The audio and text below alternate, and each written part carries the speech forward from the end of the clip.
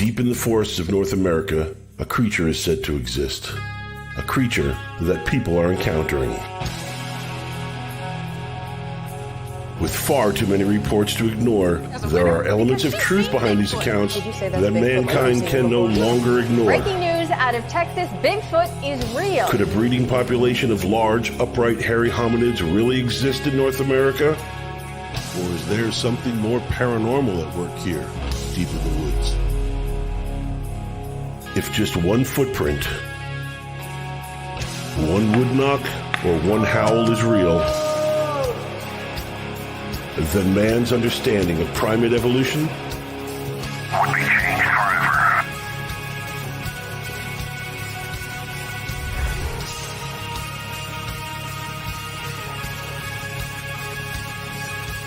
Join the CATSKILL Appalachian Research Collective as they delve further into the mysteries of Bigfoot and other paranormal phenomena through the eyes of witnesses, investigators, critics, and skeptics. Join us as we look to discover what lurks from behind tall trees. Hi, everybody. Welcome to Behind Tall Trees Ladies Night. Gwen and Carey are back for another fun-packed evening. It's pretty freaking hot outside. Yes, it is. So, we have a pretty good guest tonight. We have Sean FORKER on with us. We're super psyched about this. So let's bring him on. Hey, Sean. Hi, ladies. How are you? Good. Hey, how are you? I'm well. Hot. It's very hot.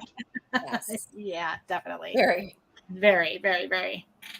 So I got a chance to meet you and talk to you in Salt Fork a few months ago, and discovered that you only live 45 minutes from me, just north of me.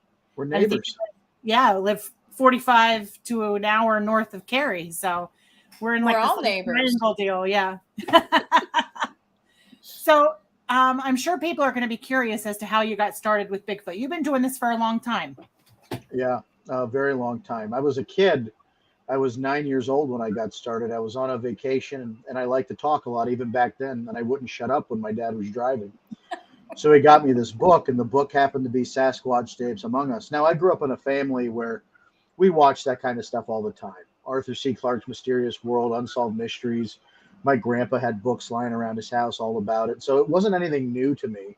But Sasquatch Tapes Among Us, I guess I was just at that age where it started making sense and becoming a little bit more real. And then you get to the chapter called Eastern Action, and you realize, wow, these sightings have happened in the place where I live. And that really got me even more excited and geared up. So since I was probably 9 years old, I've been really on the search in some way, shape, or form for whatever this mystery primate is that's lurking in North America and around the world. Fantastic. I can imagine there probably wasn't as many books or anything else. I don't want to give away ages. We're very similar, or I think you're younger than I am. But where I say there's not very many, I think, books out there back then. No, actually, there were a handful, and probably some like off-brand, like self-published books out there. But there was nothing like there is out there today, where there's probably a new book every other week coming out about it, which is okay. Because it gets the information out there and it tells you how much it's grown. But being that I've been in this since I was 9, and I've seen how this has evolved from just kind of an off color topic and kind of a joke to this pop culture phenomena where there's podcasts and radio shows and television shows and live stream, everything about Bigfoot all of a sudden and other cryptids. It's amazing to see that, people aren't laughing so much at you anymore.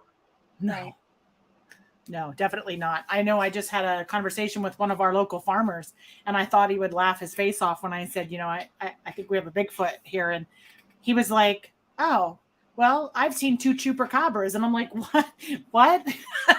It's pretty interesting conversation. I thought for sure he'd laugh hysterically at me, but he didn't laugh at all. So it was pretty good. Well, even when I asked the park ranger about, if there's been any incidents, she didn't even bat an eyelash. Mm-mm. She really didn't. She was forthcoming and talked with me. And so it's not, as, taboo as it used to be. Thank goodness. Yeah. Yeah. And I'd say 15 years ago, but 15 years ago, that's like what, 2007 now? So Mhm. so before that, you probably 20 years ago, you would have been yesterday. laughed at. Yeah. 20 Yeah. years ago, you would have been laughed at, but Yeah. 15 years ago, no. But it's amazing to think that, even for myself, I can go back that far. And there was a time I wouldn't talk about this to anybody besides, myself, but now it's very topical, and I'm happy that people want to talk about it. Mhm. Right. Absolutely. I agree. It gives validity to what we do. So I'm curious, as two women who I kind of find it funny that when you talk to people and I tell them we have a show and that we research Bigfoot, and we actually go out into the woods, because we do. Carey and I try to get together when we can, and we Almost go out. once a month lately. Yeah, it almost seems like people don't take us very seriously. Yeah. I don't know if it's because we're as women, or they're kind of like, oh yeah, you're researching that. That's cute. So That's cute. That's exactly what I get. That's cute. That's cute. That's cute. Yeah. Well, that's narrow-minded. And I go back again. There was a lady named Joan Jeffers who, back in the 70s, was really a pioneer in this research. She did UFO and Bigfoot research. Mhm. Worked with Dr. Paul Johnson, and you don't hear about Joan Jeffers very much unless, honestly, and I'm not saying this to toot my own horn, unless I bring her up, because nobody talks about her, and she was really important. If anything, for the women in this field that should go back and kind of find the lineage of who started paving the way for you and why. Bobby Short, who ran the Bigfoot Encounters website, she's no longer with us. Monica Rollins, a good friend of mine, Melissa Hovey, Kathy Strain. I mean, there's a handful of really legitimate female researchers that have really done this work. And the shame of it is, I don't think they get enough attention. And when you raise a voice, and this is, me speaking as a man, when a woman raises her voice and she makes a scene, or no one wants to pay attention to that, pardon the parlance, that crazy bitch, and let's be honest, right? There is kind of a sexism, to this. Terry Seach, Carey Rupert, good friends of mine that have been in this research for a long time. They, the women don't get the due that they deserve. B. Mills, who's doing some fantastic work in the world of Bigfoot. Amy Boo, a good friend of mine.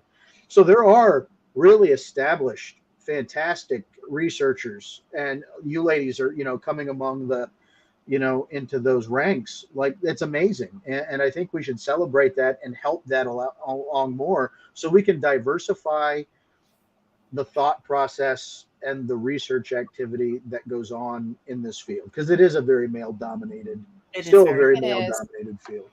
Very much so. Very much Well, so. don't mind us if we pick your brain after this and reach out to some of your female counterparts, only because it is really important to us that we, and that's one of the reasons why Gwen, started most of this, is because this field is lacking some femininity, I guess is the word somebody uses. And it always has. It always has. Yeah. But we're missing opportunity there. Women are more in tune to the environment. When we're out in the field, they tend to pick up on things that most of us men miss. It happens. It's a legitimate. I wish I could say there was a scientific basis to prove it, but I've seen it in action happen.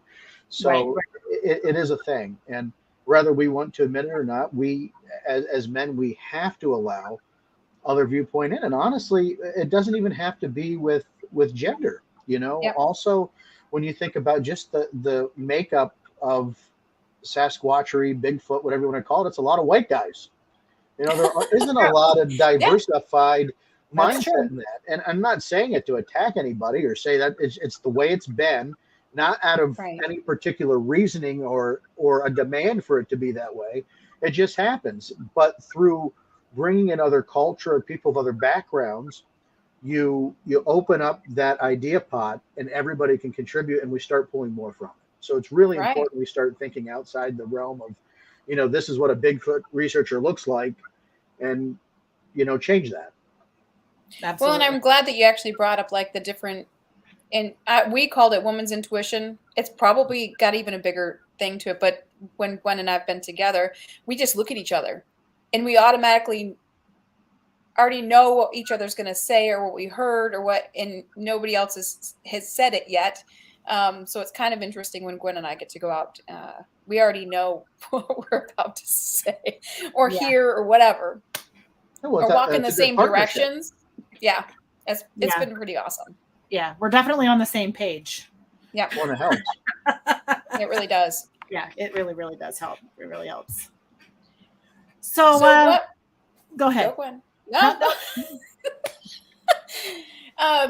Tell us, I know you already started this at a young age, but tell us what your first experience was that really just, and you were going to ask the same question, weren't you? I was.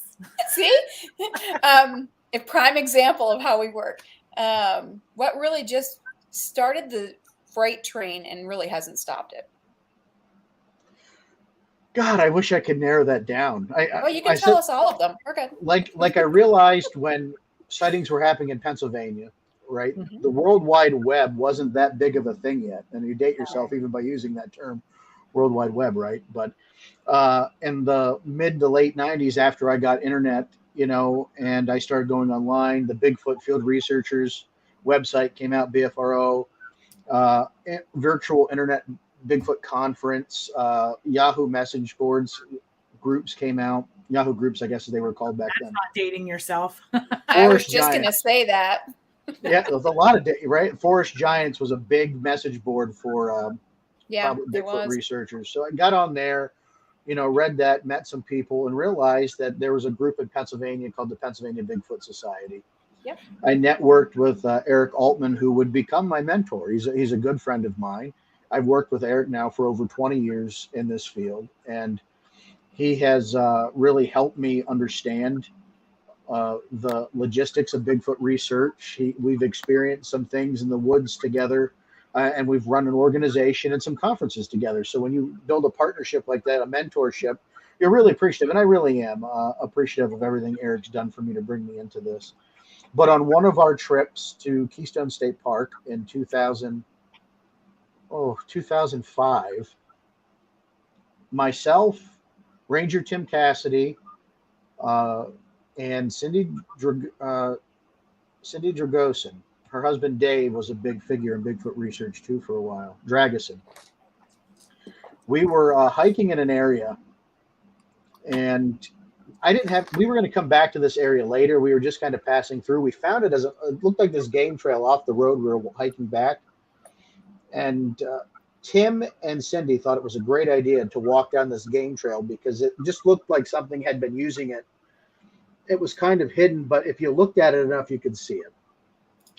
So we go to step down it, and Tim notices an impression on the ground. It's like a foot-shaped impression. We're like, well, this is interesting. So we follow these impressions up, and they go along this game trail or along the side of this little mountain area. And I'm eating Tootsie Rolls, so I'm marking this area with Tootsie Roll wrappers, just so if we have to come back, it's the only thing I had. Like, we know we were in the right spot, right? And I like Tootsie Rolls. And so we get up to this area, and it's like a plateau where the weather starts getting really rough. And we're like, well, let's get out of here. We'll come back in a little bit. Funnel cloud rough. So we get out of there, leave, come back a couple hours later. We get up to the area, and like nothing really looked the same. And it could have been the weather. Who knows what it could have been. But the only reason I knew we were in the same spot was because of the Tootsie Roll wrappers. I was just going to say your wrappers. Right? The Tootsie Roll wrappers. And as we're up there walking around, we find these kind of, I would call them almost like a nesting type area.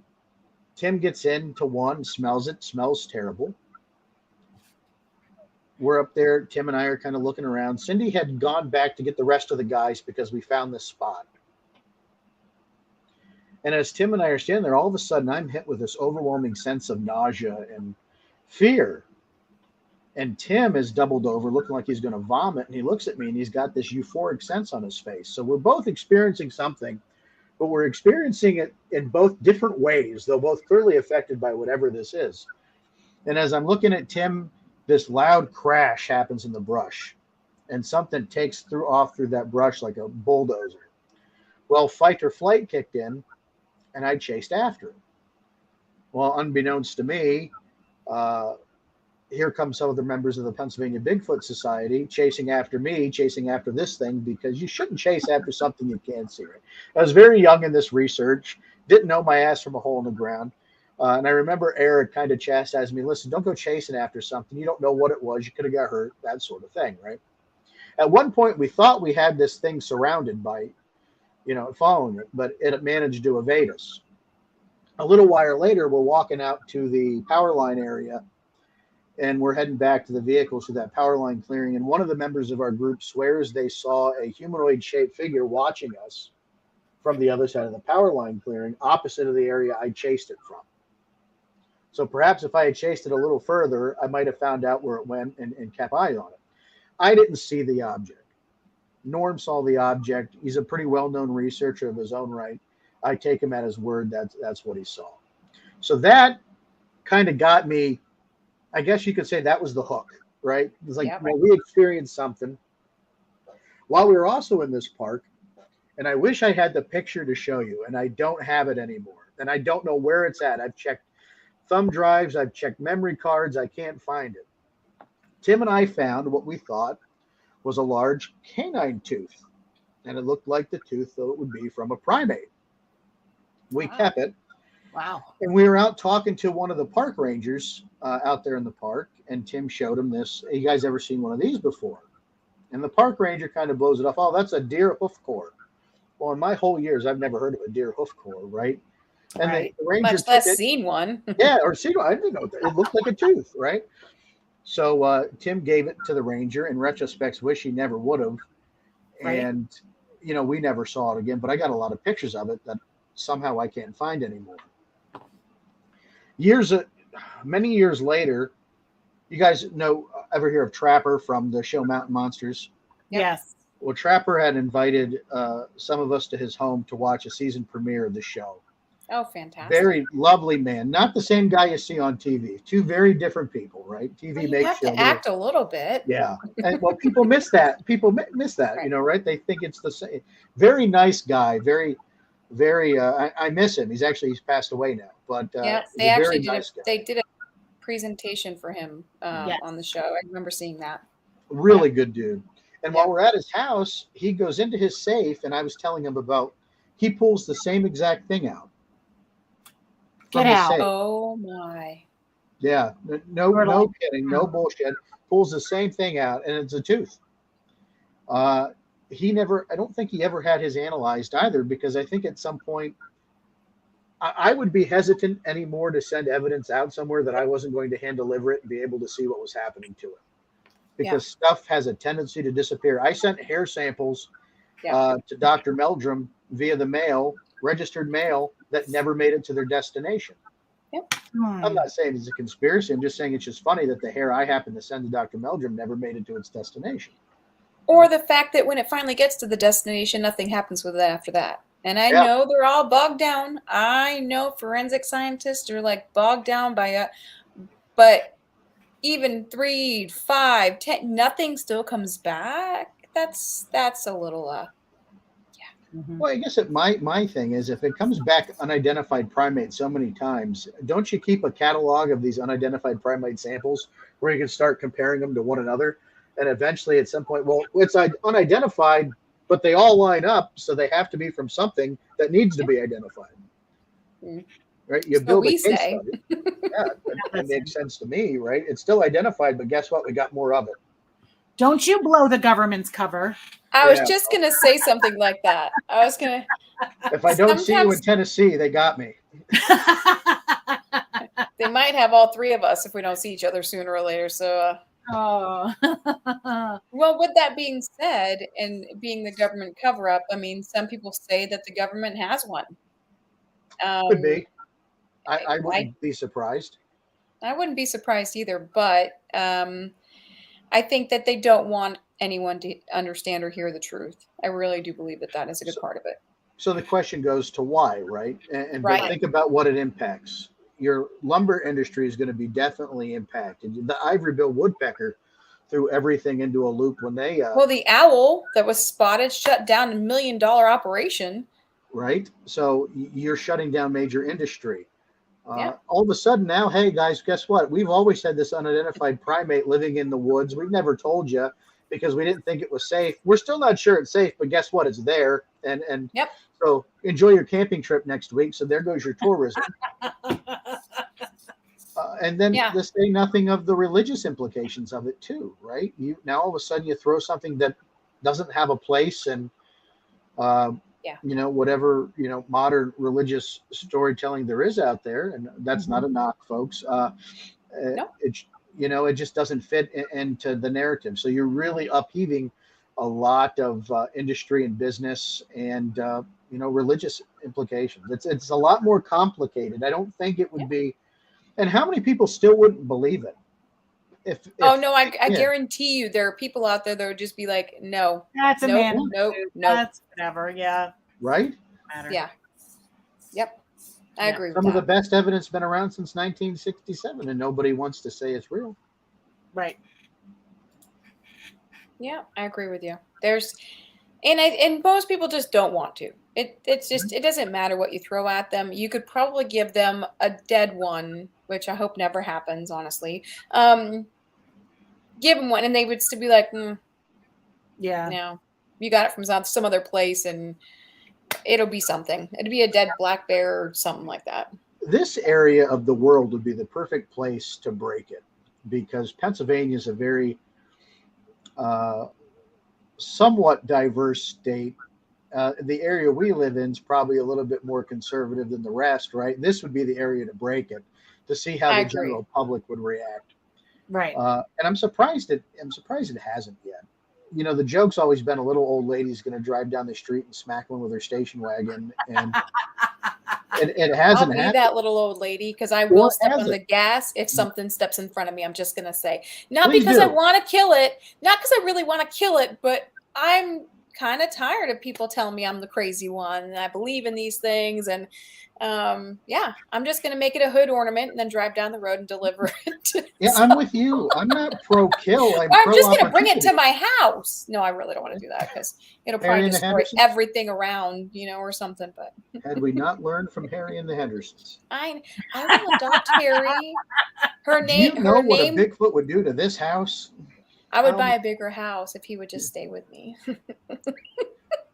Yeah, but I'm not pro-kill either. I'm just pro-opportunity, Carey. If it happens, we all say we're no-kill, unless we're in a situation where we have to, or we're in a situation where, you know what, everybody is riding on me pulling the trigger.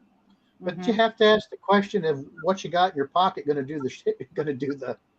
Because your little handgun ain't going to do nothing. Yeah. And you better have like a 308, something bigger, because it ain't going to happen. Yeah. Your little 247 or 22 is going to just piss the shit out of it. It's just going to be so mad. It might kill you.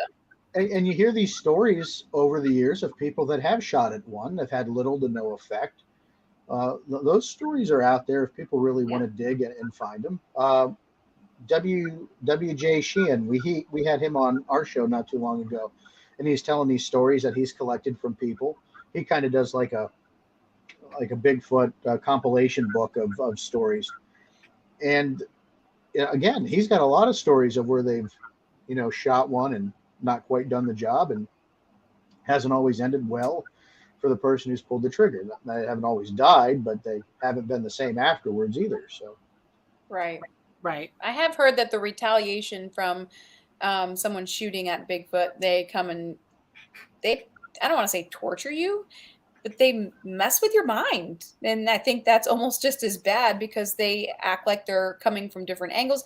And I say different angles, because if there's one, there's more than one. There's always more than one. I believe there never seems to be just one. You hear footsteps on the left, you hear footsteps on the right. They're coming from behind. You feel surrounded by them. And I'm assuming that's one of their ways to put fear in you. They're not the only primate that does that. Exactly. Right? The behavior patterns there in known primates. Why would we think this to be any different?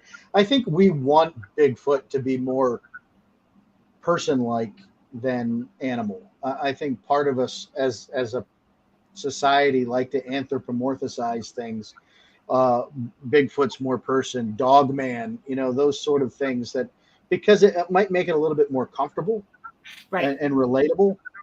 I don't Acceptable. find this thing to be anything more than a very large primate. I could be wrong. I don't know for certain. Just when you look at behavior, the behavior doesn't tell it more than a lot of things that we know in observable primate behavior. Right.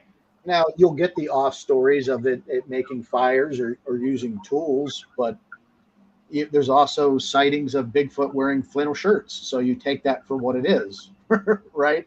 Did you really see what you saw, or did you make it up, or are you projecting? Right. And I think an awful lot of witness testimony is a lot of projection, and a lot of what we feel we want to happen or we feel we observed really didn't happen. Maybe it happened in our mind because we wanted it to, but it didn't happen. Right. And especially in today's world where everybody wants to have that remarkable Bigfoot sighting, we make hoaxing so easy. Oh gosh, yeah. We've made it easier than ever. So we have to have our bullshit detectors up, set it a lot higher. And it's not being mean or not being uncaring to somebody who has had an experience, because look, there's trauma associated with that. And whenever you're dealing with somebody with trauma, you really have to be delicate and caring and, show empathy and walk them through what they're experiencing, not be the Grand Inquisitor and, slap them around. And, too many times do we treat witnesses like data points and not understand that there's a person behind that data you want. Well, and when you're questioning someone or just sitting and listening to them, you can, and I know we've said this before on our when we've interviewed other people, is that you can see it. You can see it in their facial expressions. You can see it in their body language, that they're replaying in their minds everything that happened, with their experiences. And you can usually wade through, for the lack of a better word, the bullshit, and really get, and I hope people, when they're interviewing people, come with that compassion, like you said, and treat them like, good, instead of, and with the right gentle hands. Sure. I don't know the right words. Yeah, you're right, though. There needs to be a little bit of the gentle touch to help them through, because it is traumatic. Anybody who's been through a sighting or an encounter, and I myself have had one in 2012 now, so 20 years. It's 10 years. I'm sorry, I can't do math tonight. You're going to hear that a lot, too. If you guys watch Sasquatch Unlimited, I said I crossed the road in 20 steps. It did not take me 20 steps, all right? I was full of shit. I think I grasped for something to say at that time. Obviously, I can't do math, as you just told, so I was wrong, okay? I'm well, fat. I can't Like talk. You can't steps. do math. It's okay. No. You're in good company. Generally, my distance isn't that off, but I don't know, that night I screwed it up, and then tonight I just screwed it up again. But, you're dealing with the, mental, I want to say trauma, because I think sometimes it does we use that word too much today, right? Everything's traumatic. But when you observe something that's not supposed to exist, this isn't real, folks, but I just saw it. And now I'm trying to reconcile. How do you explain that? Yeah. But now put yourself, Carey, being a researcher, and you've been doing this for a while, and you've put doubt on anything else you've ever witnessed and every witness you've talked to, and now all of a sudden you've encountered something. I'd piss myself. I had a total mind screw, and I almost quit the field. Like it bothered me to the point where the encounter was tough, but the aftermath of the encounter was tougher, because I'm now going through and beating myself up. Did you really see what you saw? Yep. Are you certain? Come on, that really doesn't happen. And you're beating yourself up over it, as much as you're dealing with this thing that you dealt with. It was traumatic, and I quit. I did quit for a while. And I was just gonna say, we had a question in regards to this. Yep. David Lester wanted to know if you've ever had a situation while searching for anything that made you take pause and think, why the hell am I doing this? Yes, I have, David. And actually, I'll share my story with you. I've told it so many times lately, and forgive me. And it ever seems like whenever I tell it, I end up leaving part of it out. So I'll do my best to not. Back in 2012, in the fall of 2012, we set an expedition up in Clearfield County to actually go out to an area where we've had a lot of activity happened over the years. I mean, you're talking dozens of reports that have happened in that time over the last, well, at this point, 15, 20 years. And it was my buddy Dustin, my brother Ray, and Eric Altman, Dave Rupert, and Ryan Cavaline out there with us. And we were just pissing around out there earlier the night, trying to get a game plan for what we were going to do that weekend. Pardon me. Dave, Eric, and Ryan left probably a little after 9 o'clock because they were going to come back the next day. Only the three of us were going to stay out there that first night. So we put our tent up and we build a fire. And we're just kind of sitting around hanging out because the next morning, early in the morning, we're going to get started. Probably you're planning at like 3, 4 o'clock. We were going to start getting out there. And because we thought we tried to do something different. Instead of late at night, let's try something early in the morning. Oh, yeah. Right. So as we're sitting there, setting up tent and getting everything just kind of hanging out, we're kind of sitting in a triad. Ray's back is to the forest. We're in this meadow, so we're completely surrounded by trees in this clearing, except for this little road that brings you down into it, this little hiking road. And I'm facing Ray. Dustin's kind of facing me. The fire's kind of in the middle, off to the side of it. We're just shooting. And as I'm talking, we see something. Dustin and I both see something run through just the skirt of the perimeter of our campsite, right? I didn't even know how we saw it. Just by chance, we happened to see something move. And as I catch a glimpse of it, it was large, it was lighter colored, and it moved so fast, it literally looked like it was gliding. Wow. It just was so fluid. So Dustin and I look at each other, we get up, we run to the edge of the forest there, and we can hear it taking off into the woods further. We can't really see it because it's starting to get dark and we're losing track of it there. And we're not going to go in there and get after it because honestly, there's a lot of rattlesnakes up in that area. And I'm not crazy about rattlesnakes, all right? Ray doesn't really pay attention to what's going on until he sees us get up and run over there. And he's like, what's going on, guys? And Dustin and I kind of reconcile, hey, we just saw it. You're not going to believe this. We just saw this. So we're just kind of hanging out there for the rest of the night, just listening, seeing anything else is going to happen because we thought that was the coolest thing ever. We're all amped up. Yeah, man, in the morning, this is going to be great. We put the fire out. We go lay into the tent. About a half hour, 45 minutes lying in the tent. All of a sudden, we start hearing footprints, footsteps walking around our campsite. Really distinguishable bipedal footstep. Ray's asleep. I'm laying there. Dustin's laying there. All of a sudden, I see this little light pop up on Dustin's phone. There's no service except for in the middle of this meadow. But he just pulled it on just to kind of see what time it was. And I said, hey, you wake over there. He goes, yeah. He goes, are you hearing this? I said, yeah, I'm hearing it. And this is hella interesting.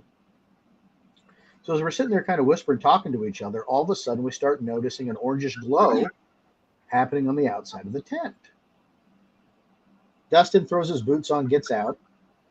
I'm starting to put my boots on, getting ready to get out. And he goes, Forker, throw me my gun. So I threw him his gun like an idiot. Something had put the logs back on the fire, and the fire started rekindling, right? Now, we were certain we put that fire out. We're out in the middle of this meadow. We don't want to burn ourselves down. Right. As I go to get out of the tent, he goes, Forker, look. And as we look right up the little hillside, that thing that ran through our campsite earlier ran up the hillside near our tent. And you can hear it start running around the perimeter of the campsite. Well, I'm freaked out now because something had just put the logs onto the fire. And somebody's either out here messing with us or we've got some activity going on. So I get my phone, I run to the center of the meadow, and I called Dave's wife because I didn't have Dave's number. I had his wife's number. And I said, has Dave made it home yet? She goes, no, he hasn't made it home yet, but I'll give him a call and see where he's at. And I said, well, if you get him, just tell him to come back out here because I don't want to be out here. I think we should get out of here if no one's going to be out here with us. You could call her to this day and she'll tell you it's the most scared she's ever heard me sound in my life. So a little while later, Dave and Ryan get back there and they talk to us, build our confidence up. So you guys got to stay the night. You got some good stuff here. If you could just suck it up, we'll all be here tomorrow. We can really get, so they build us up. They go over and kind of sit down in this kind of secluded area. They talk us to go back into the tent. We have radios going back and forth. Nothing happens. Well, like, guys, we're going to head out. I think you'll be fine. Why don't you hang out here? And then we'll interface tomorrow and we'll get this going again. Okay, Dave, sure, we got this. Probably an hour after he leaves, here comes the footsteps again. Now, at this point, I'm really freaked out because it keeps coming back. I have this feeling that, I don't know, I don't feel great. I don't feel like my life's in danger or anything like that. I just feel like something's really bothering us. So we get out. I'm yelling into the woods. If you're out here messing with us, identify yourself now, or we're going to start shooting at you. Because you're really, this isn't cool. You got to stop. So we finally get out there. Ray's awake. He woke up when Dave was there. We're all standing there. And Dustin takes one of his industrial glow sticks he's got, military grade. He throws it into the woods. Now, on the other side of the meadow is a drop. It's probably a 3 or 4 foot drop down. Okay. So we don't see exactly where the glow stick drops. But we see it get picked up and we see it move.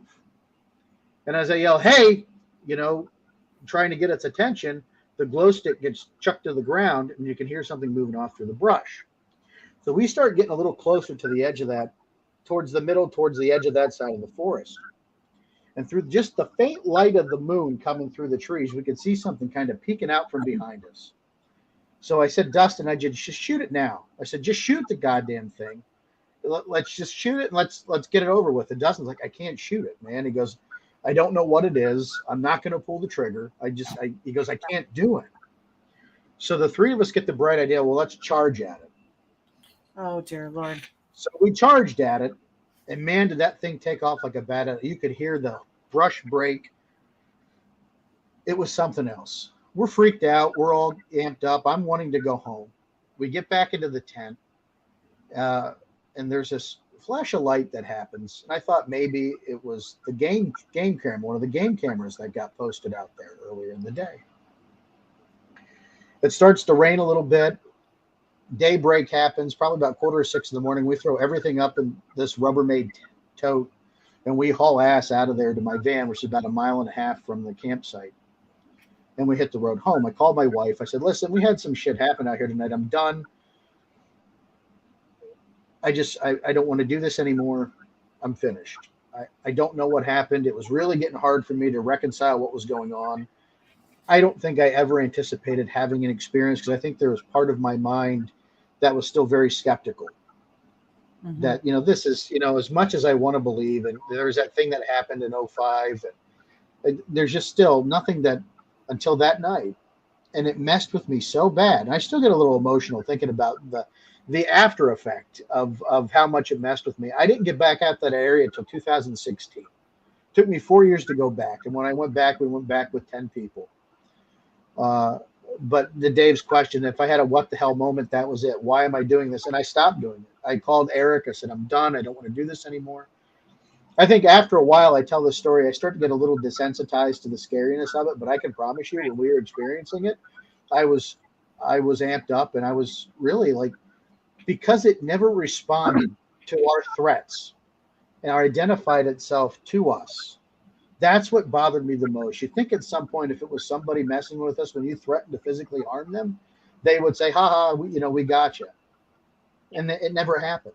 And I think part of me would have felt better if somebody would have done that, as opposed to whatever we experienced. Because you're scared of the unknown. Like, you don't know. Absolutely. So what brought you back? What happened? Well, I couldn't be away from it. What brought you back? Yeah. I couldn't be away from it. It is like a really bad drug. There's a certain fixation you get of wanting to be a part of it. It's like finding gold. Yeah. You have to find more. And there's no still proof that this does exist. I think I'm still trying to prove it to myself at the same time. Mm-hmm. I can also empathize with witnesses a lot better now that I've had a shared experience where you can kind of tell. I don't know what it is. If it's like you experience something like that, you just know when somebody's really experienced something to when somebody's bullshitting you at that point. Yep. Right. It's hard. It's just, I can't explain it besides the fact it's just different. And I love how your friends encouraged you and hyped you back up to stay, and they took off. Yeah, they did. Yeah. And you I know was like, what? They, isn't that common of a friend to do that? They'll hype you up to be like, okay, you're great. You're fine. I'm going to get in the car and leaving. yeah. And I love Dave and Ryan, and you know they've been out there many times Yeah. since, and the area is different now. It's not even the same. They've done so much logging and fracking out in these ways. Their areas are totally different. But to that flash of light I told you about, I had called Dave later that week. I said, hey, you might want to go out and look at those cameras because there was a flash, and I think you might have got something on them. He goes, Sean, none of those cameras have flashes on them. Oh. Fast forward to 2016 when we go out there again. Brian and Terry Siege, Dave Rupert, myself experienced just the same non-localized flash of light again. Can't tell you where it's coming from. There's nothing up there that should admit that. And that flashlight happened again. And what I'm starting to hear, ladies, is more and more I talk to witnesses, these unexplained light phenomena are happening. I'm not saying it's wait. I don't even know which way I'm pointing at over here. they're just happening, and I don't have an answer for it. I wish we I don't either. I wish I did, but they are happening. People are notating them now, and solid established researchers are reporting these flashes of light. So I don't even know what to make of that. We've had our own experiences with that. We've had our own out Bigfoot researching in the middle of the night, and we've got strange lights. And I had my 4K video camera, and on playback, the lights were not in the video. But 5 of us saw it in the woods. I have no explanation for it. It's just not there. Are you familiar with State Game Lanes 252, Allenwood, the Elvira kind of? We were in that.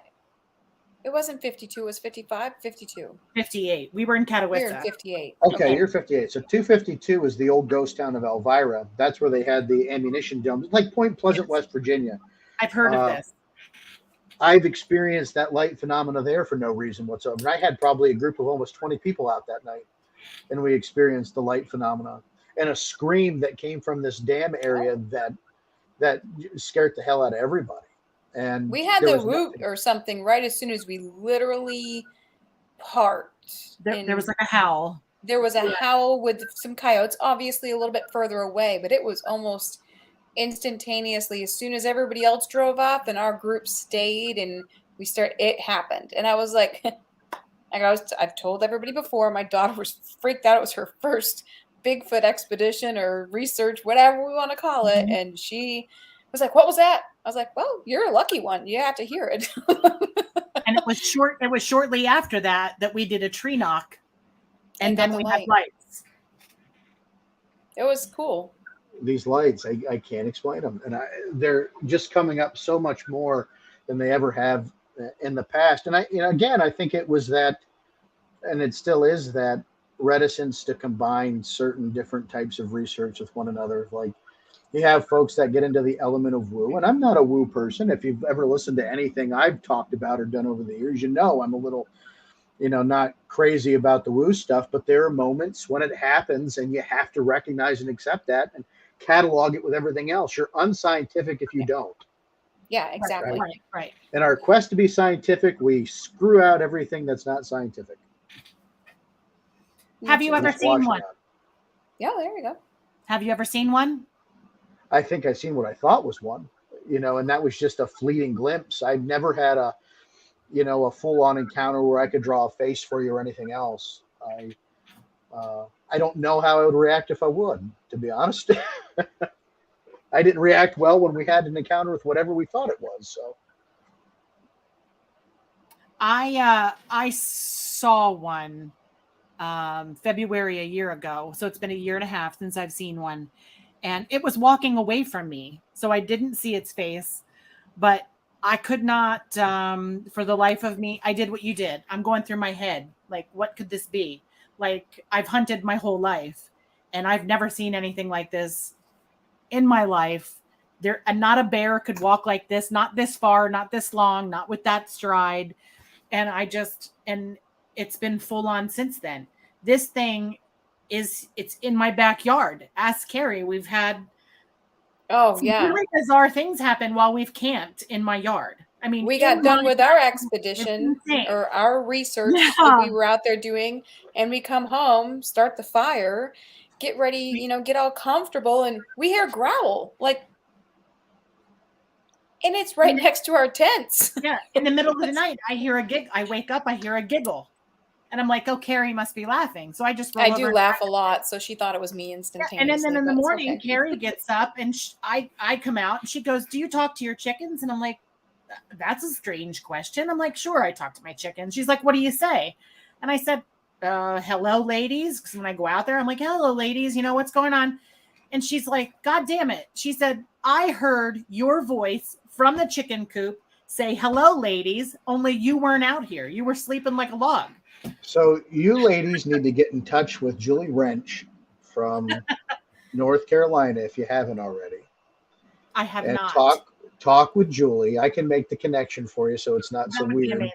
That would be And fabulous. That would be. some of the things you just talked about are some things that she's recorded, and she's got a sound recording that literally knocked me on my fat ass when I heard it for the first time. And nobody told me what this thing said before I heard it. And I'm not going to tell you what it said because I'll let you make that decision when you hear it. Right. But it freaked me out to the point I almost threw up because of just my guttural reaction to what I heard. These things are master mimickers. Thank you. I don't want anybody to get confused with the capabilities of this. They are very good at what they do. And this ability to mimic is just uncanny. And what I heard from her recordings I'm getting goosebumps now thinking about it. And I'm getting goosebumps because of what I heard when we were at Gwen's. I've literally only slept like 4 hours. I'm kind of like an early bird when I camp anyway. I don't care how many hours I've slept, but like 4 or 5 o'clock comes around and that's it. I'm done. I'm ready to get up. And I heard the footsteps behind my tent, bipedal, very heavy footsteps behind my tent, and then literally walked over to the chicken coop in her voice, say, "Hey, ladies." And then the chickens went off, very kind of crazy like. And then I got out of my tent. I was like, Gwen's up. Let's just, Gwen I sat literally for 3 hours after that around the tent playing with the fire, wondering what the hell I heard. I get up in the morning and I'm like, "Were you giggling last night?" She's like, "No." And I'm like, "I heard a giggle." And I got it on audio recording, the giggle. Wow. Because I was like, are you kidding me? That's a giggle. Like, yeah, it's insane. It's insane. So,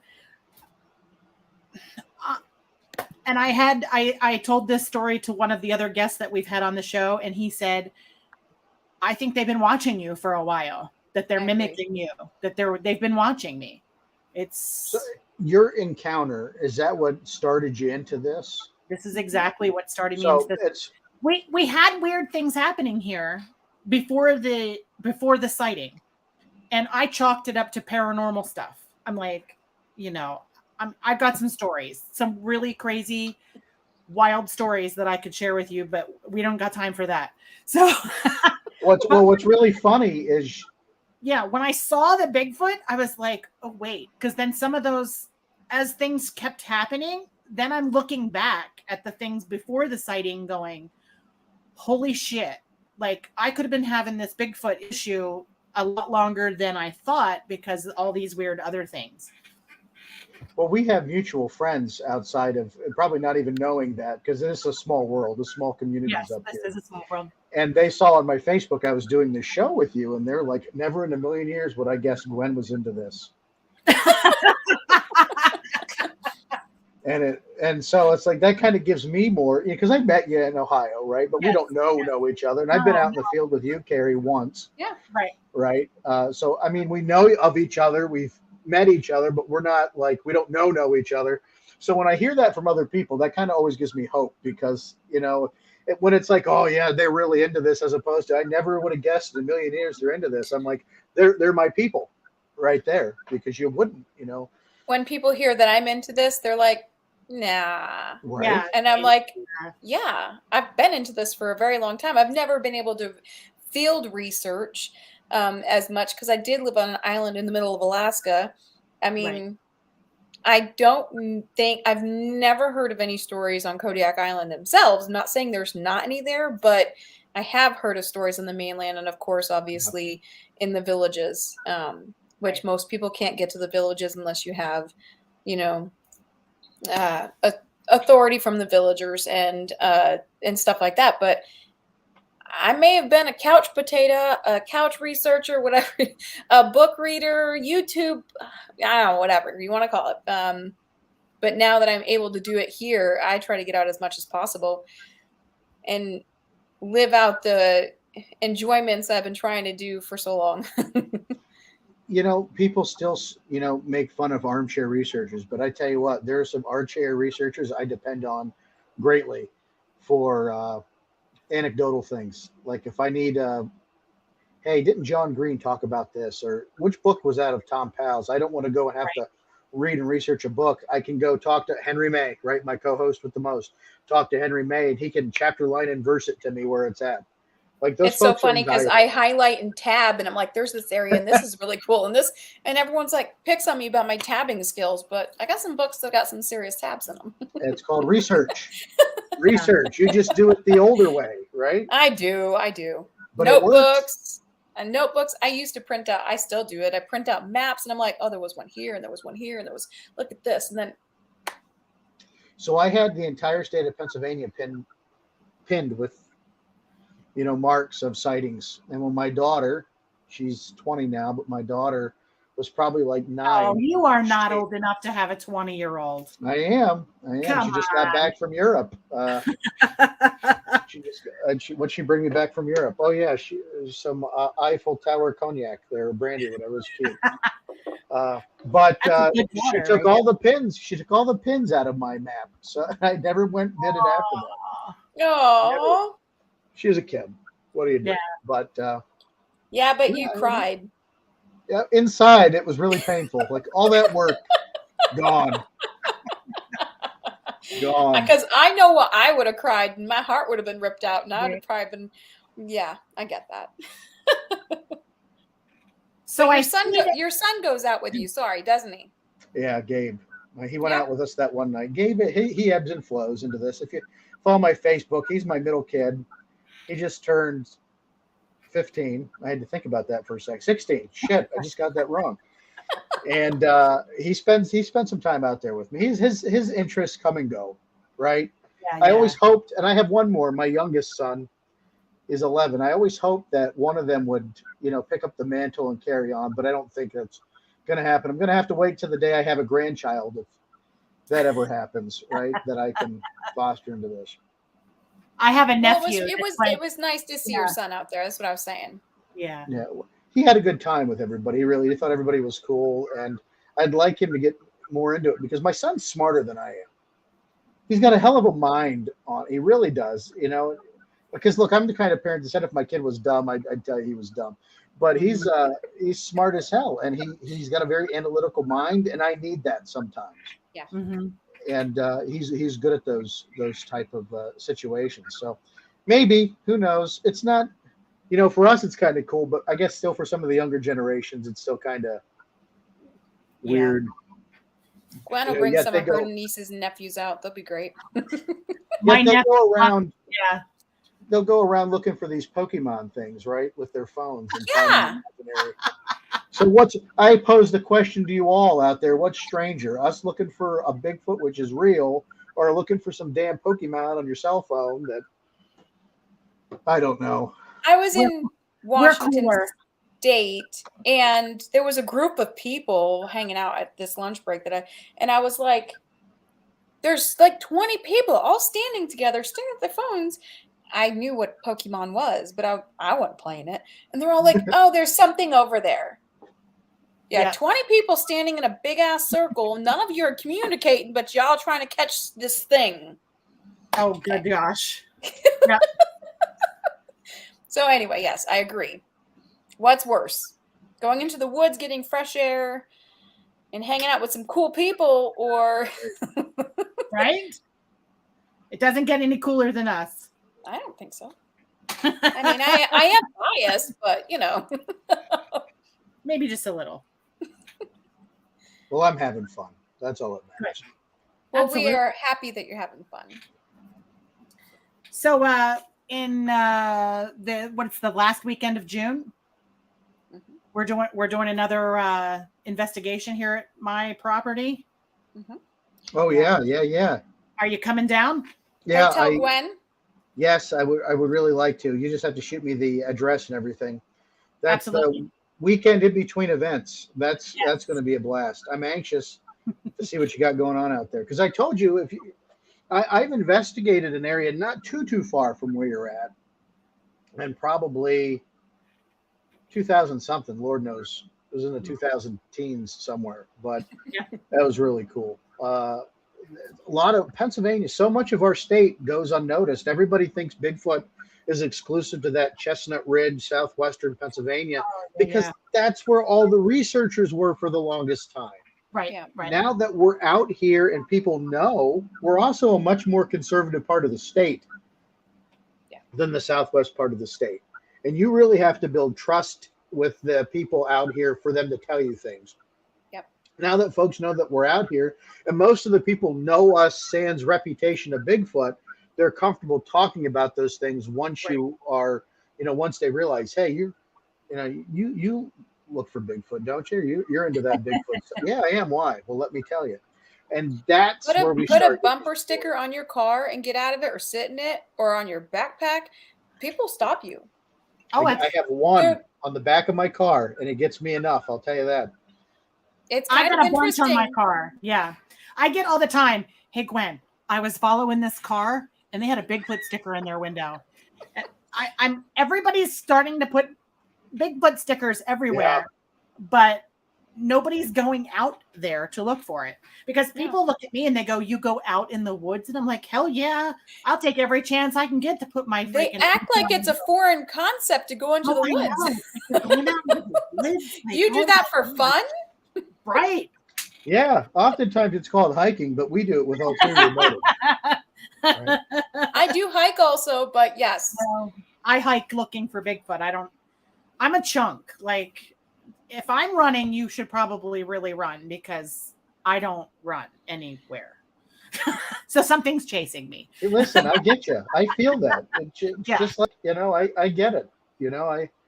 Well, they do say hike with someone who is slower than you, just so you You don't have to be the fastest person. You just have to be faster than the slowest one. That's right. Exactly. And I have a friend named James Baker who's never going to outrun me. That's called survival. That's right. It's called survival. So I'm curious, Sean, how do you get people to open up to you when you're talking to people? Like, how do you get people to tell you their stories? I don't know. My grandfather has always said people are really comfortable talking to me, and I don't know why. I'm as threatening as lime jello. Let's be honest. There's not much that's very intimidating about me. I'm not very tall, and I'm friendly, and I just build good rapport with people. I genuinely like people, and I really care about people and their stories and want to know where they come from.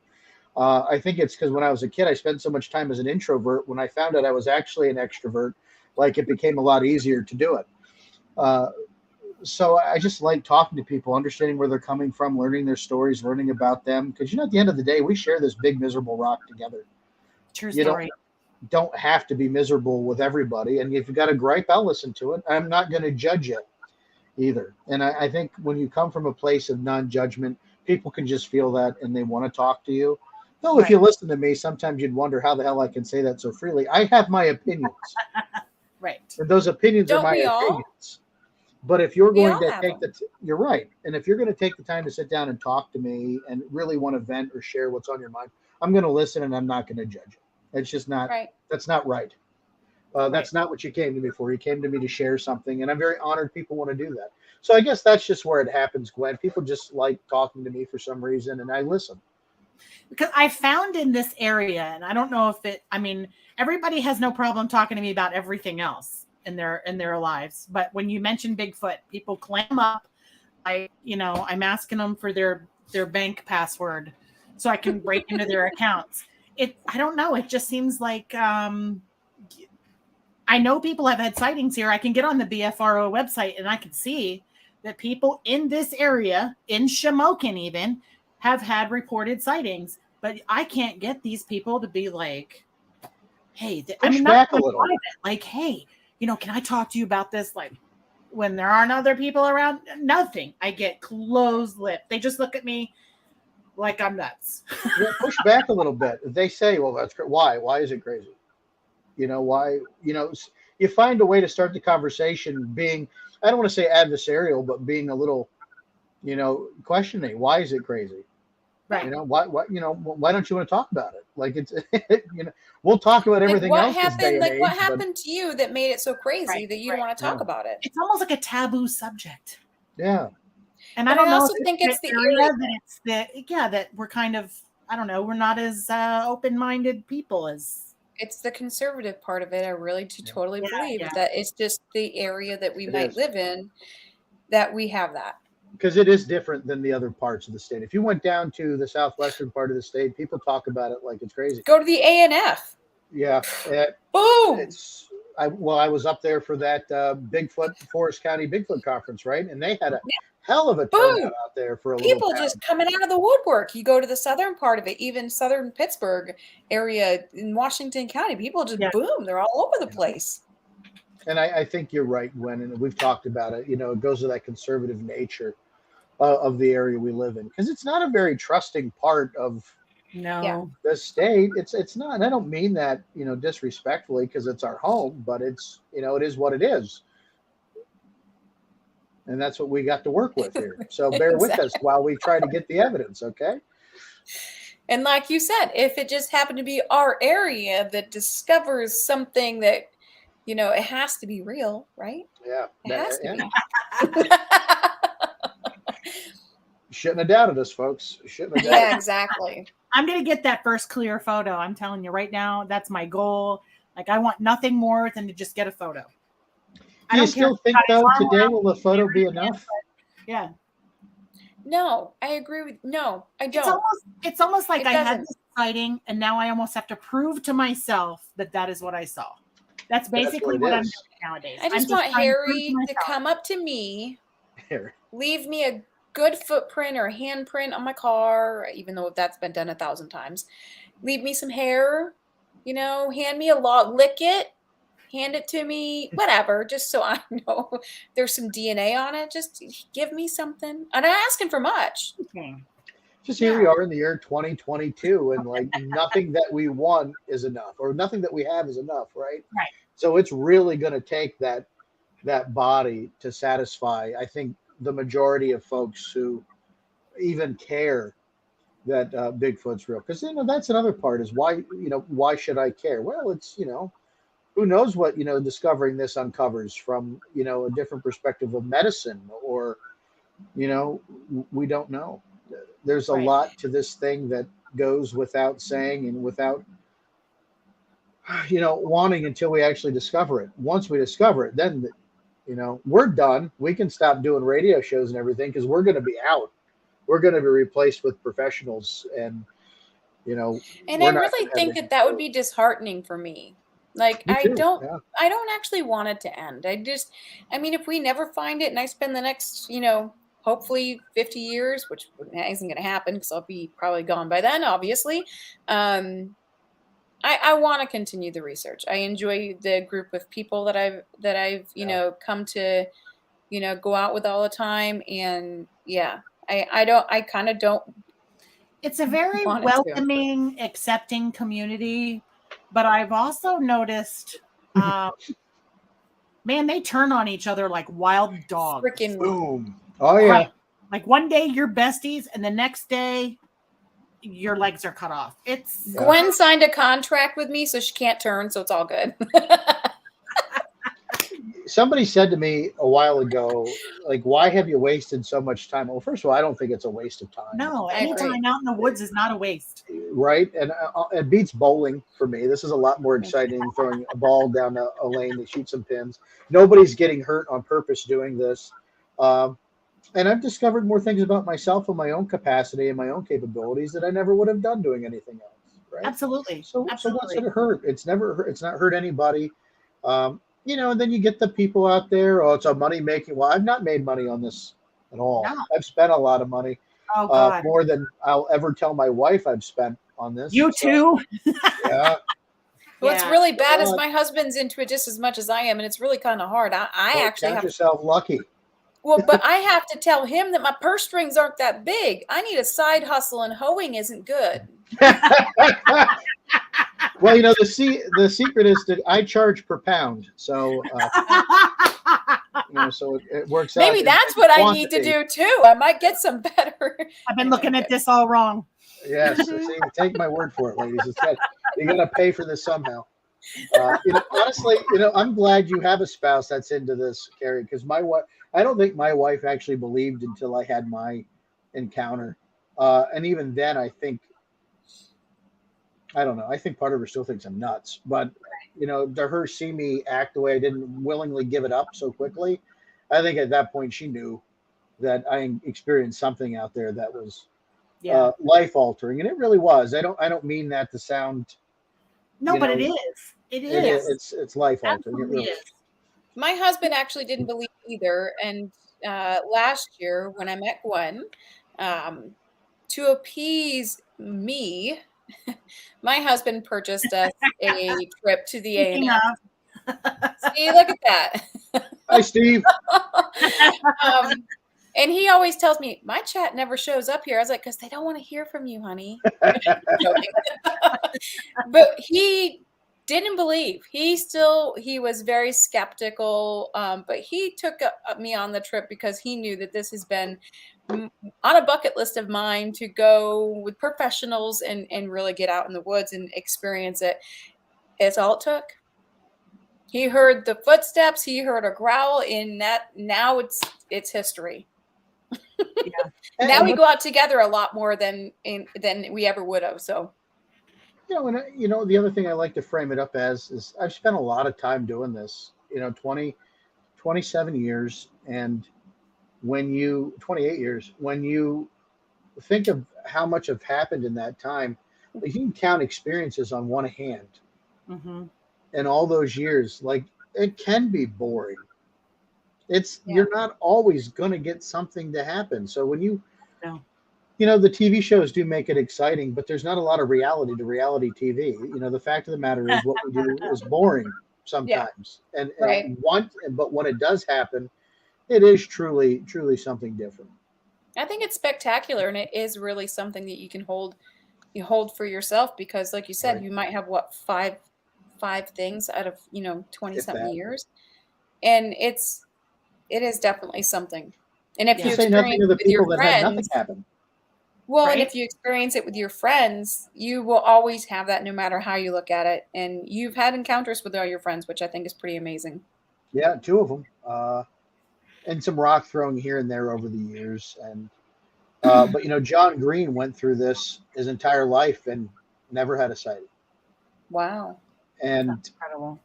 So when something like that happens, like, you really do have to take that special, because there have been a lot of people that have contributed a lot of time that have netted nothing personally, out of this, but have shared a lot, but have never gotten anything from it. So it was always kind of sad for me to realize John Green never had a sighting of his own, but I get to kind of give my encounter. I can, spiritually share that with him, I guess, in some way, shape, or form. Right. Because I feel like I'm a student of John Green after all these years. I've read his work, kind of in the same mindset methodology. Right. It's funny where all the different people hold their lineages, the different books they read, and you become different students of different teachers, knowingly or unknowingly. This Bigfoot field has developed its own kind of culture in itself. Absolutely. It's a very interesting field. Not for the faint of heart. Nope. No. People turn on each other pretty quickly, but I have had friends 28 years that I've been able to stay friends with. And when you realize at the end of the day, this isn't about you. Yes. It's about absolutely. The mystery and the work and the fellowship that you experience with it. Realizing you're never going to get rich and famous from this bullshit. No. It takes all that pressure away and really makes it enjoyable. Have you all seen the movie Twister? Because my husband's going to laugh because I brought this up. Love Twister.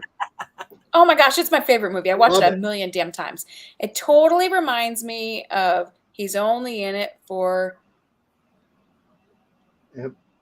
And Yep. that's it. Okay, Yep. He is the one person in the movie who's in for the money. He's in for The money all and the the fame fame and and the the- glory. yep. And in every Stole his field idea.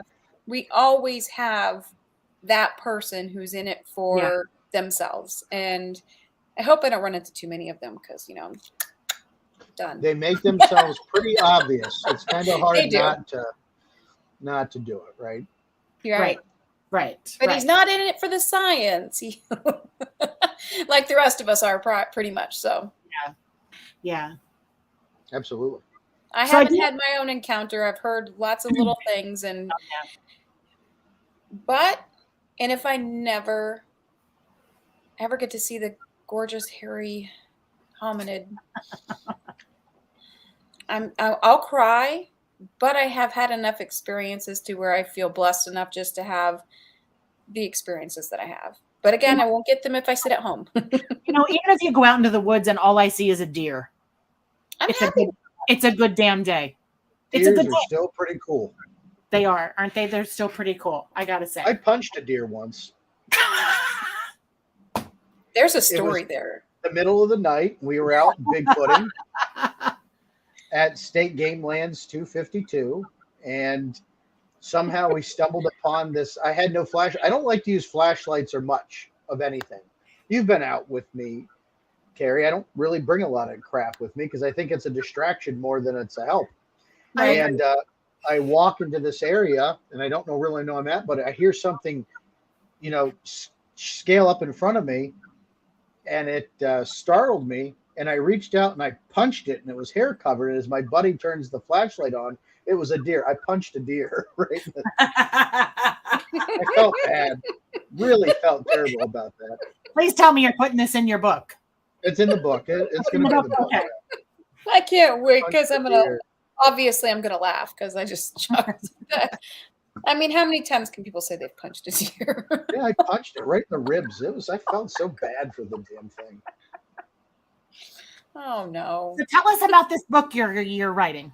Elusive Truths, right? So it took me forever to come up with a title for a book, and I settled on an elusive truth, the Sasquatch Experience, mainly because the Sasquatch Experience has been the name of my podcast for, about 2007, right? But I think we can all be firm in our belief that this thing exists, right? Yes. It's a truth to us, but we can't prove it, beyond what we have, right? So though it's a truth, it's an elusive truth. So that's where I got the title for the book. I thought it sounded kind of cool. And so that's what we're going with. But I've been working on this book for a while. And I said before we came on here, I've already deleted what I've written twice, started again, because it's gotta feel right. And Right. once it's meant to be, the words will flow out and it'll get done. But it's going to take time. And I'm not writing it to sell copies. Like I'm writing it to write it. So this could kind of be my culmination of the things I've done at this point. I'm not quite 40 yet. So I got a long ways to go. So I figure if I can write one up to this point, Right. and then maybe, because I plan on living till I'm 150. So if I get to this next start in my life, I can write a second chapter. And by the time I'm old and I look like Yoda's nutsack at like 50, 150, somebody can finish, we can release the last chapter and, it'll be good. So it's just little things I plan on doing like that. This is all about. I mean, California Raisin would be better, but California. now I'm Raisin. dating myself because people don't even probably know what the hell a California Oh Raisin my is. gosh. That's No. YouTube. Nobody- There's no excuse for not knowing references these days. YouTube that stuff, people. California Raisin. Right. You'll be happy Right. about it. That'll be the next thing. The hunt for the California raisin. Yeah. Well, they've been found. I hear Yes, Loch they Ness is have. still up, though. So we had an email question that came in. The question is, are research practices incorporating new tech capabilities, like AI, would you think this would be helpful in identifying and correlating experiences? That's a hell of a loaded question because it really depends on I'm not real comfortable with AI yet.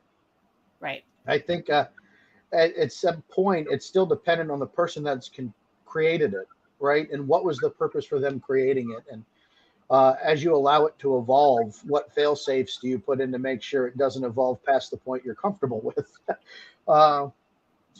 Would it be helpful? I think it would be helpful in identifying trends in research and maybe predictive predictive capabilities. Like, where would you have the best chance of having an encounter at this time based upon the evidence that has been collected, the sighting reports that have been gathered? I think for evidence analysis and sighting report analysis, for projection, where you want to go to research, I think it would be great. I don't think it's good for anything else besides that, though. Yeah, because there's not a whole lot. The only thing we know about Bigfoot behavior is what's been documented in said sightings, because we've never had a chance to study one. Right. And the problem with the sighting report is, again, is our recounting of what's happened. So you have that fail human aspect of it that, again, we project what we're comfortable with and what we want to and our own bias into the results. So it's never going to be perfect if we're relying on our own observation to build the AI. Now, if you had a Bigfoot and you could have it analyze and follow those inputs, it'd be different, but we don't have that yet. Or at least that we know of. That we know of. I felt really smart answering that question. That was a good question. It was. You handled it beautifully. I know. Couldn't have said it better myself. Air high fives on that one. That was absolutely. So I do have I want to say to Steve Hyde, who's been commenting, he did make a comment about Cabbage Hollow Road in Plunkett's Creek. I have, of course, being on the ambulance, I was a paramedic in the Williamsport area. I've been to Plunkett's Creek a lot. I would love to continue a conversation with you offline, I guess. So you want to say, so look me up on Facebook, or I'm friends with. Or send us an email too. Hey, send us anything would be great. Hey, We'd listen, love to hear about that. Steve owes me lunch, so let's all get together for lunch with Steve. Oh, hell yes. And, I like food. If he's feeling better, and we'll all get together with Steve and we'll have a good old time, because that sounds fantastic. I'm always game for that. You name the place. About it. I'm in like Flynn. So what's up next for you? Retirement. No, I have no idea. Isn't that always on our radar? That's like that's a thing. I not with inflation. Yeah, right. I've been working with Seth Breedlove, Small Town Monsters. I've known Seth since he's made his first movie. He's a really good friend of mine, and I don't say that to say he's a good friend of mine. He and I are really good friends. And I've been doing Sasquatch Unearthed. If you guys caught that first episode on YouTube where I made my faux pas with the 20 steps, and anybody with half a brain realizes Forker didn't take 20 steps across that damn road. But I'm doing a little bit more of those. Guys, I like being behind the scenes. I do a podcast because I've done it and I feel like it's expected of me now to do it. I don't do it necessarily because I have any illusions of being the next like Larry King of Bigfoot. I do it because I like it. I think people like it. I like being behind the scenes and working with researchers and getting us to come together and share information. And to even myself, I'm learning to be a lot more open-minded than I ever have been in the past. In the past, right. It's funny to go back and listen to the old podcast I did in like 2007, because I'm like, I was an asshole. Like, there were certain things like I wouldn't commit to, and I just felt because I didn't feel they just couldn't be. But as you get older and you get life experience, it does change. And as you go through this research and you experience things and you talk to other investigators and other witnesses, you start putting together, this open-mindedness, this, philosophy of open-mindedness. So you start becoming more comfortable dabbling in areas that you might not have been. Like I said, I'm not a woo guy, right? But folks are experiencing some things like these light phenomena that I just can't explain. So I have to entertain it until we find a source for it. Like, I have to find out why. So I guess, that's what is next. One, just continuing building networks and making friends and going to conferences, getting drunk. I mean, having fun and, just enjoying it. I mean, getting drunk I is a love part of the whole thing, right? I mean, it's part of the Not whole while you're in experience. the field. It's while you're No. after. Conferences are okay. It's like I explained it to my wife. In the field, it's work. Okay. Yes. At the conference, it's like a conference or a convention you go to for work. You go Yeah. there to listen to some speakers talk about crap, but you really go for the friendship and the alcohol. Everything else is secondary. Absolutely. I agree 100%. Yes, but when 100%. you're in the field, we all know. We know. I mean, we've done it, so we know.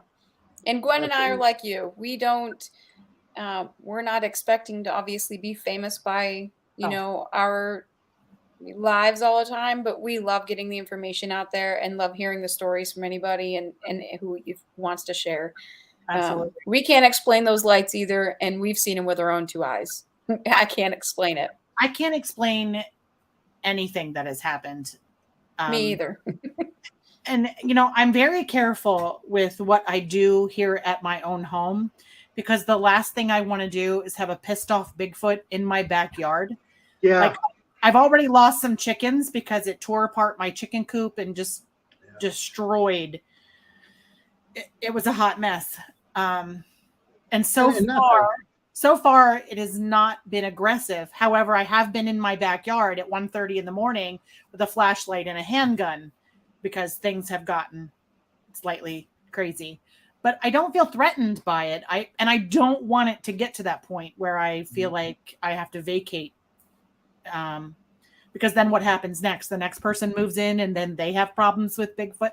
Like, I really don't want to create an issue, but I want to understand what's happening. And so far so good. Yeah. And all the stories I've heard of situations like this, not to scare you, like they've ended in those situations. But I think at the same time, people make mistakes.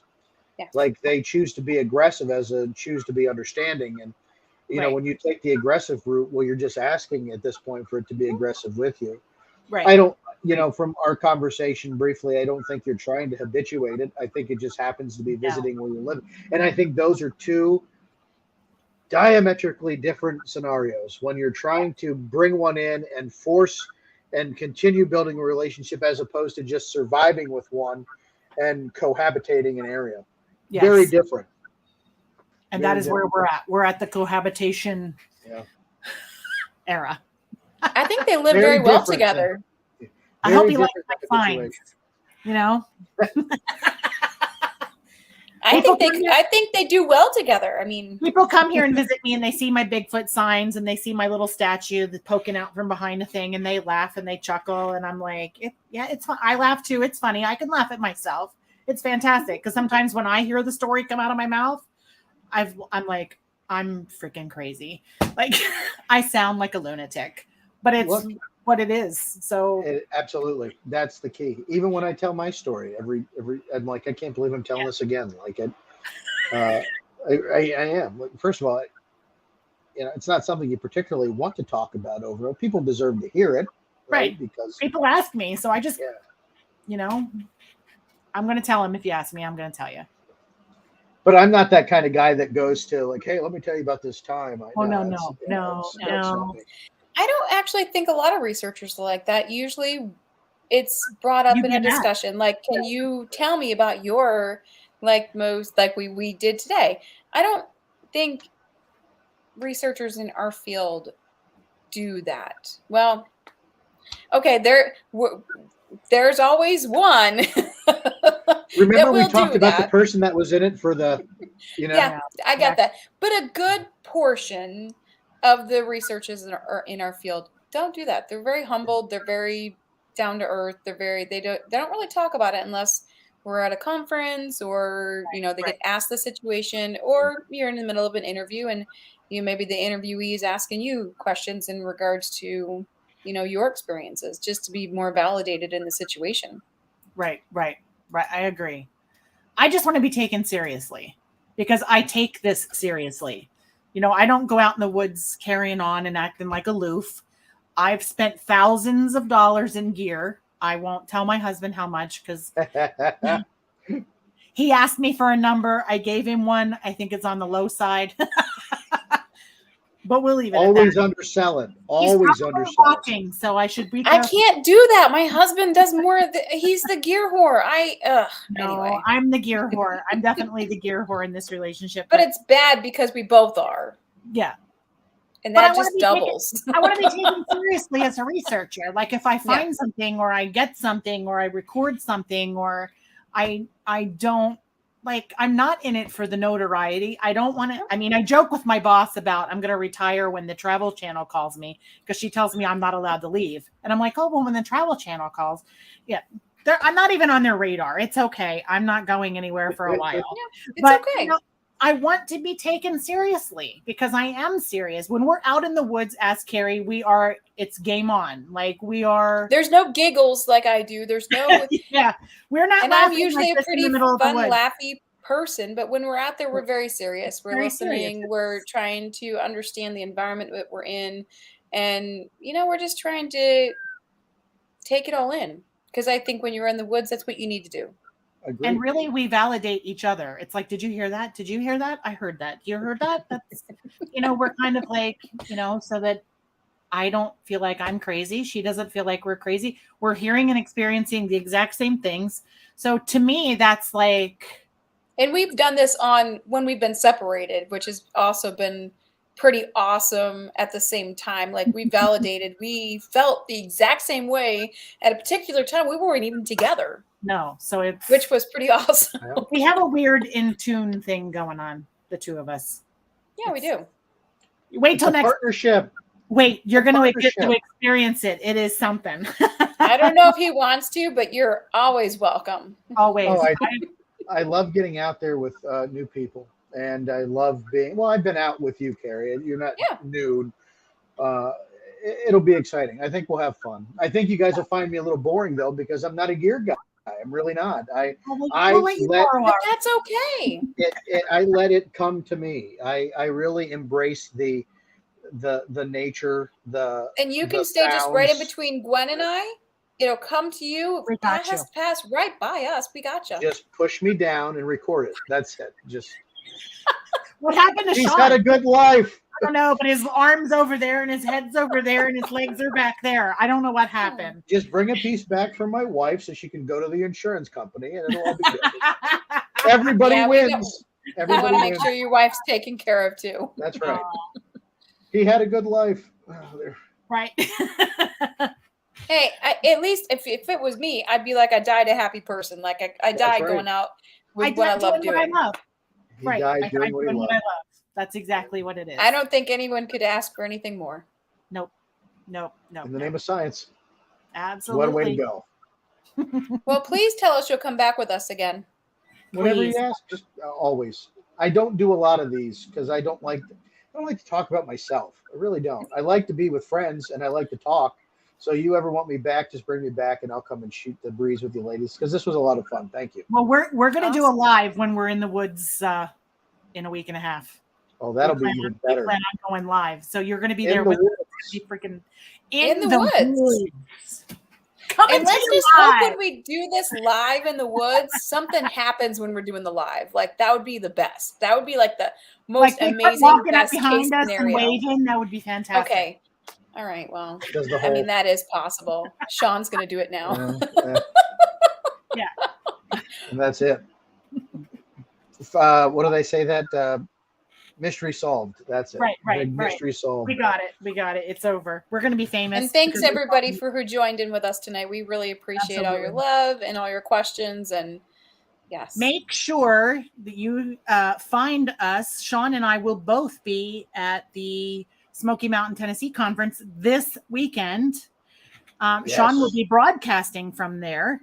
And I will be there with my Got Knockers wear. So if you have not seen my Got Knockers, here's my keychain. Got Knockers. This is actually cute. Knockers. Got Knockers. This is a whole Bigfoot thing.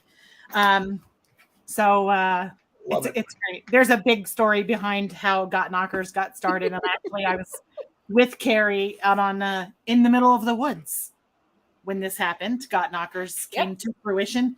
And so I'll be down there with all my Got Knockers gear and David Lester got a bat. Loves the bat. Have you been knocking with bat, David? He it's a good one. Well, we used it our last time we were out together. We actually used the Gut Knocker's bat, and that's when we got the lights. Then we had lights. So there you We're go, guys. You're on to something. Gut Knocker's bat, and you'll get lights. I'm not going to guarantee it, but we can't guarantee it every time. It could happen. Your actual results may vary. Right. Perfect. Well, I am super excited that you said yes to us and you came on our show, especially knowing that you don't do very many of these. It was awesome. And I loved talking to you for the hour plus that we spoke at the. I know, he's like, wow, it's been an hour and a half. Yeah, it was fantastic. I can talk. We both can. That's the bad part. Yeah. We can be there for hours and never. Well, it will be this weekend. Yes. In Tennessee. I will come to your booth and we'll have to go live. So I can. Well, hey, we're going to be set because I'm not selling anything. No, you're I'm not. just set up as a broadcast booth for the weekend. So we'll be doing stuff. It'll be good to see everybody and hang out. I'm going to be the one like checking out like lives at the CARC, and I'm going to be on yours, like, and I'm going to be jealous, of course, but you know. Yes, it's okay. So everybody that's tuned in tonight, we greatly appreciate it. And if you like what you saw and you had a lot of fun, because we're just off the cuff on this show. We don't write scripts or anything. It's all off the cuffs, and wherever the conversation takes us, that's where we go. So if you like what you saw, hit the like and subscribe button so you don't miss a single episode, because you never know what the hell we're going to do. Or share it with all your friends too, because guess what? You never know who your friends are and who loves Bigfoot. Or who could be on our show. If you've got if you've got a story to tell, trust me, we want to hear what it is. So look us up on Facebook. The CARC has a Facebook page. I am an admin on that page, so I will absolutely see it if you post a comment or a story. And if you want to be on the show, let us know what your story is and what your thoughts are, and we'll see what we can do about making it happen. So have a great night, everybody. Hey, this is Chuck Larson. You're watching the CARC channel on YouTube.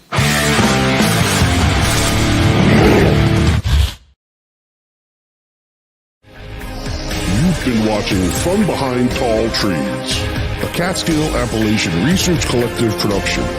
For more information on this program and others like it, remember to like, share, and subscribe to CARC Universal today. To join the conversation on our Facebook group, become a member of the CATSKILL Appalachian Research Collective Facebook group. CARC.